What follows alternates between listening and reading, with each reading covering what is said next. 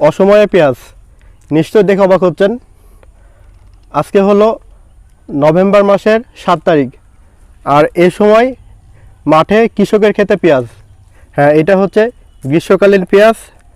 দেখতে কিন্তু অনেক সুন্দর, একদম আপেলের মতো। প্রতিটা পেঁয়াজের গড় ওজন 100 গ্রাম হবে।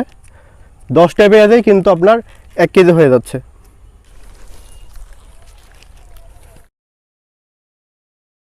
প্রিয় কৃষক ভাইরা, এটা হচ্ছে গ্রীষ্মকালীন পেঁয়াজ।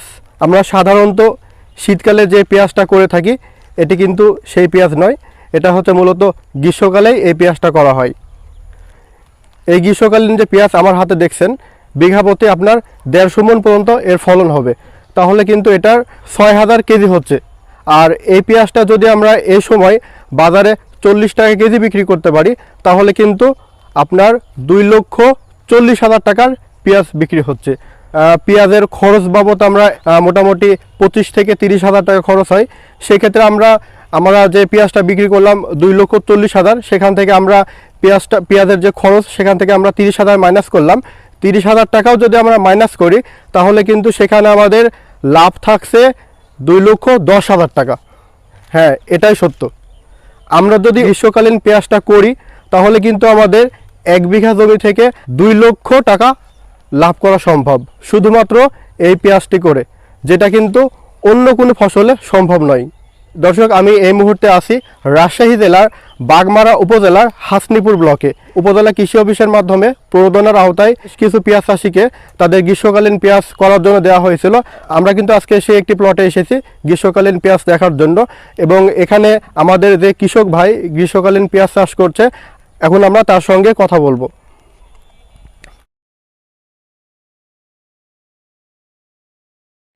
আসসালামু আলাইকুম ভাই। ওয়ালাইকুম আসসালাম। আমি মোহাম্মদ ফরাদ হোসেন, গ্রাম দক্ষিণ দৌলতপুর, পিতা আলহাজ মোহাম্মদ আনিসুর রহমান, পোস্ট চান্দেরা, থানা বাগমারা, জেলা রাজশাহী।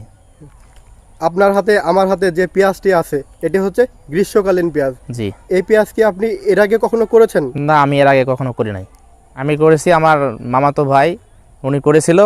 ওনার দেখে আমার নিজে উৎসাহিত হয়ে আমার আগ্রহ হয়েছে। গত বছরে দুলাল নামে একটা কৃষক আচ্ছা করেছিল, তার ব্লকে আমি দেখছি। আচ্ছা আচ্ছা। দেখে আমি আমার নিজে উৎসাহিত করে আমি এই পেঁয়াজটি চাষ করার জন্য, এখানকার কৃষি অফিসারের সমন্বয়ে আমি এই পেঁয়াজটি চাষ করার জন্য উদ্বুদ্ধ হয়ে চাষ করেছি। তো শীতকালে যে পেঁয়াজটা হয়, তো সেই পেঁয়াজ আর গ্রীষ্মকালীন পেঁয়াজ এই দুইটার মধ্যে আপনি পার্থক্য কি দেখছেন? পার্থক্য দেখছি, ওটা তো বিঘাকে 50 থেকে 60 মণ হয়। আচ্ছা। আর এই গ্রীষ্মকালীন পেঁয়াজ প্রায় না 140 থেকে 160 মণ পেঁয়াজ। 140 থেকে 160 মণ।